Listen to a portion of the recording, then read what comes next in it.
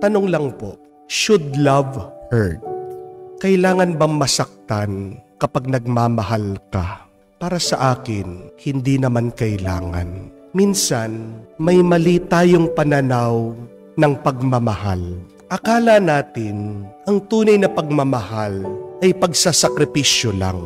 Oo, pagmamahal sa asawa mo, kung ibibigay mo lahat ng sweldo mo at ng pera mo sa kanya, kahit na walang matira sa iyo. Oo, pagmamahal, kung iiwan mo mga pamilya mo dito sa Pilipinas, mag-abroad ka, magtrabaho ka, magsumikap ka, kahit na ma-homesick ka, magtitiis ka, para lang sa kanila. Oo, pagmamahal sa trabaho mo, kung ibibigay mo yung the best mo, mag-overtime ka, magpapakamartir ka para sa negosyo, para sa kumpanya. Oo, pagmamahal sa bansa, kung kaya din nating alay ang ating sarili, magpakamatay, kung malulusubin tayo ng mga kaaway. Oo, parte ng pagmamahal ang paghihirap, ang sakit, ang sakripisyo. Pero kalahati lang yan ng pagmamahal. Tandaan niyo po, ang tunay na pagmamahal, dapat meron din saya at ginhawa. Amen? Ang tunay na pagmamahal, dapat masaya at nagpapasaya. Yes, it is true. Love hurts. But we forget, love should also must be happy. Love should also means being joyful. Love also means to make the others happy and joyful. To sacrifice for your loved one is just one part of love. But true loving is also enjoying the little things with your loved one. Do you enjoy the little things, the simple things, life with your loved one? Yan po ang tinuturo ni Jesus sa ating nabasang ebanghelyo. Tinatanong po ng mga alagad ni San Juan, bakit ang mga alagad ng ating Panginoon, hindi sila nag-aayuno kamukha nila at ng mga Pariseyo? Kasi madalas silang nag-aayuno. They fast much. Pero tingnan niyo po ang sagot ng Panginoon. Jesus said, "Can you mourn while you are still with the wedding groom?" Ikaw ba ay magluluksa pagkasama mo pa yung kinasal? Ikaw ba ay magiging malungkot sa kasalan? Nililinaw po ni Jesus dito. Ang pagmamahal ng Diyos, hindi lang puro pagsasakripisyo. Pagmamahal din sa Diyos, ang pagiging masaya mo, ang pagpapasalamat mo sa mga biyaya ng Panginoon na binibigay niya sa iyo. Ang pagdiriwang ay isang paraan din ng pagpupuri at pagsamba sa Diyos. Sometimes, we have a wrong idea that in order to worship God, we need to be sad and depressed. Opo, gusto ng Diyos na pagsisihan mo mga kasalanan mo. Gusto niya na iyakan mo yung mga mali na ginawa mo. Pero, gusto din naman ng Diyos na maging masaya ka sa mga biyaya at pagpapala niya. Ito po ang dahilan bakit sinasabi ng ating Panginoon, diba? Pinapaalala niya sa atin, huwag kayong palaging mag-aalala. Huwag kayong palaging natatakot. Kasi ang pag-aalala at ang takot, isa yang hadlang, balakid sa pagiging masaya natin. Diba? Utos nga ni San Pablo sa atin, magalak kayo palagi sa Panginoon. Rejoice always in the Lord. My dear friends, we have to balance sacrifice with celebration. Sabi nga po ni Mother Teresa, life is love. You have to enjoy it. If you do not enjoy it, what is love? If you are not happy with it, what is life? Ano ang pagmamahal kung di natin nararanasan ang saya nito? Di po ba? Meron pa ba kayang taong magmamahal kung puro hirap na lang, puro pasakit, kung puro lungkot, kung puro luha? Wala. Ang pagmamahal na puro sakripisyo, aminin natin, nakakapagod, nakakaubos, nakakamatay. At kahit kailan, hindi hinangad ng Diyos na tayo ay mamatay. Anong kagustuhan ng Diyos? Gusto niya tayo'y mabuhay. Gusto ng Diyos na tayo maging masaya. So we live and we should love. Alam niyo po, isang dahilan yan, minsan, ng paghihiwalayan ng napakaraming kinasal na. Yung puro trabaho, walang pagsasaya. Puro obligasyon, walang bakasyon. Puro pagpaparaya, walang pag-aaruga. Puro lungkot, walang tuwa. Kaya kayo po mga mag-asawa, kung talagang mahal niyo ang bawat isa, sana sikapin niyo naman na maging masaya at magpasaya sa bawat isa. Di po ba? Bakit kaya meron po mga mister ayaw umuwi minsan sa bahay? Tanungin niyo sila. Bakit meron mga mister mas gusto pa nila sa mga barkada o kaya naman mas gusto pa nilang umuwi sa mga magulang nila? Bakit meron mga mister na lululong sa bisyo? Imbis na mag-stay doon sa bahay kasama ng misis kung uuwi, anong ginagawa? Matutulog lang, pagkagising, aalis na naman. Bakit merong ganyan? Isang simpleng sagot lang, hindi sila masaya sa bahay nila. Hindi sila masaya sa mga misis nila. Hindi sila masaya sa kanilang mga pamilya. Baka naman na sobrahan sa hirap, sa lungkot, wala nang saya. Di po ba? Pero, di lang naman kasalanan ng mga misis. Kayo po mga mister, tanungin nyo naman mga sarili nyo. Bakit kaya nagbago yung misis nyo?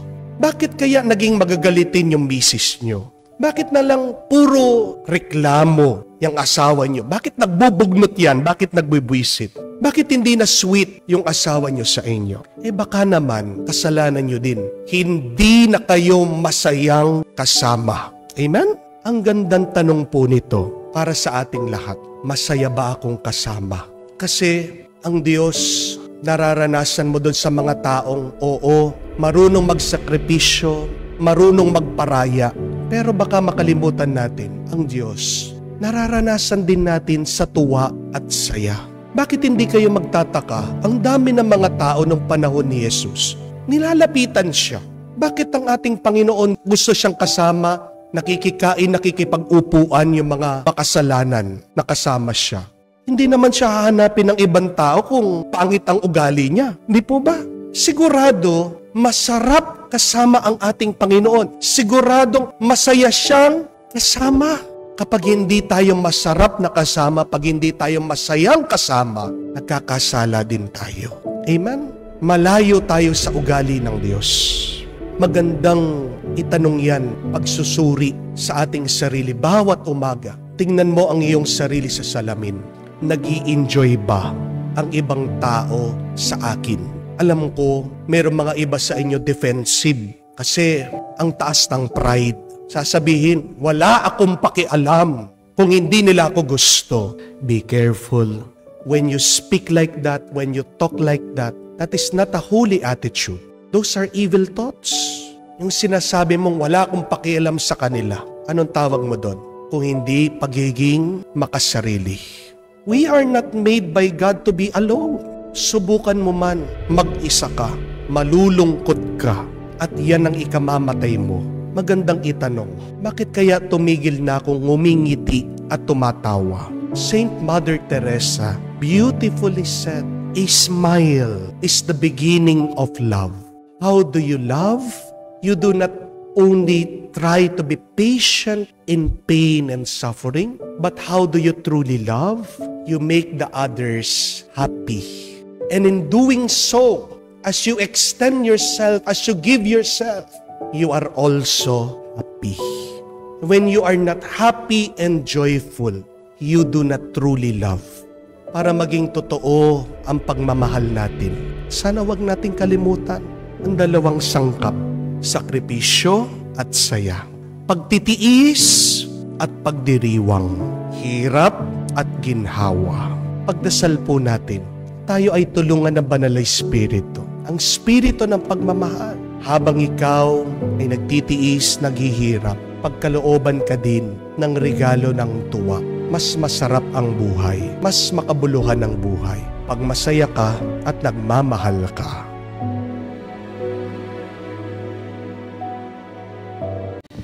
Did you know that you can love somebody that you hate?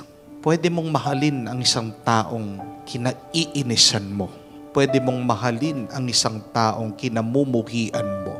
Alam niyo po ba yan? Alam niyo yan. Kayong may mga jowa, kayong merong mga ka-relationship, di ba? Minsan naiinis ka sa boyfriend mo. Malis ka nga dyan. Tapos pag umalis, tinetext mo, message mo, sorry na, I miss you. Minsan, kinukurot mo, sinasabunutan mo. Di ba? Ganyan din kayo mga mag-asawa. Minsan, naiinis kayo sa kanila. Pagsasalitaan mo pa nga, ang sasakit na sinasabi mo sa kanya. Pero pag wala naman yung asawa mo, palagi mo din tinetext. Nasaan ka? Ba't di ka pa umuwi? Did you know that 99% of those getting divorced still love each other? Marami po, naghihiwalay. At naririnig ko din na pag nag-aaway sila, tatanungin ko, mahal mo pa ba? Opo, Father. Mahal ko pa yung asawa ko. Bakit gusto makipaghiwalay? Gagalit po ako. Doon sa ginawa niya, hindi ko makalimutan. Hanggang ngayon, hindi pa tumitigil. Pero mahal mo? Opo, mahal ko. Sometimes we can love those people that we hate. But what does that tell us? Ano ang ibig sabihin? Ano ang sinasabi sa atin nito? That many times in our life, love is not enough. Amen? Hindi sapat ang pagmamahal. Think about that. Hindi kayo magtatagal sa pagmamahal lang. Hindi mabubuhay ang pamilya nyo sa pagmamahal lang. Anong ibig sabihin nito?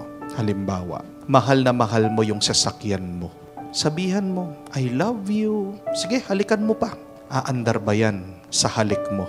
Aandar ba yan sa palagi mo sinasabihan, I love you? Hindi, di ba? Bakit? Di mo nilalagyan ng gas eh. Hindi gagana. Is love enough? Father, mahal na mahal ko. Hindi ko nga pinapabayaan na maulanan yan. Hindi ko pinapabayaan na maputikan, na madumihan. Mahal na mahal ko. Pero hindi mo nilalagyan ng gasolina. Hindi mo pinapaandar. Hindi mo ginagamit. Masisira din. Is love enough? It is not enough. Yung isa, may alaga na pusa, namatay. Iniiyakan. Pusa ko, sabi. Mahal na mahal ko yung pusa ko. Palagi daw, niyayakap, hinahalikan. Bakit namatay? Hindi pinapakain eh. Pinapabayaan. Mag-isa doon sa bahay. Nangisay. Is love enough? Ganyan din sa pamilya natin. Sabihan mo yung pamilya mo, I love you. Hug them. Say kind words to them. Pero hindi mo binibigay yung kailangan nila. Hindi mo pinag-aaral yung mga bata. Hindi mo pinapakain ang pamilya mo. Love is not enough. Remember this, that we spell love differently. Anong ibig sabihin nun? Magkakaiba ang kahulugan ng pagmamahal sa atin. You know, how do women spell love? Ano ang spelling ng pagmamahal sa mga babae? Ito, tandaan niyo po, kayong mga lalaking nakikinig nito. When women say love, what they mean is affection. Affection. Pagsuyo. Pag hindi mo sinusuyo ang babae, magtatampo yan. Amen? That is what love for women is. What is love for men? This is how they spell love. Ha? Tandaan niyo po ito kayong mga babae. R-E-S-P-E-C-T. Anong ibig sabihin? Respect. Paggalang. Gawin mo ng lahat sa lalaki. Basta't galangin mo lang siya. Yun ang hinahanap ng mga lalaki. Amen? How about God? How does God spell love? For God, love is O-B-E-Y. What does that mean? Obey.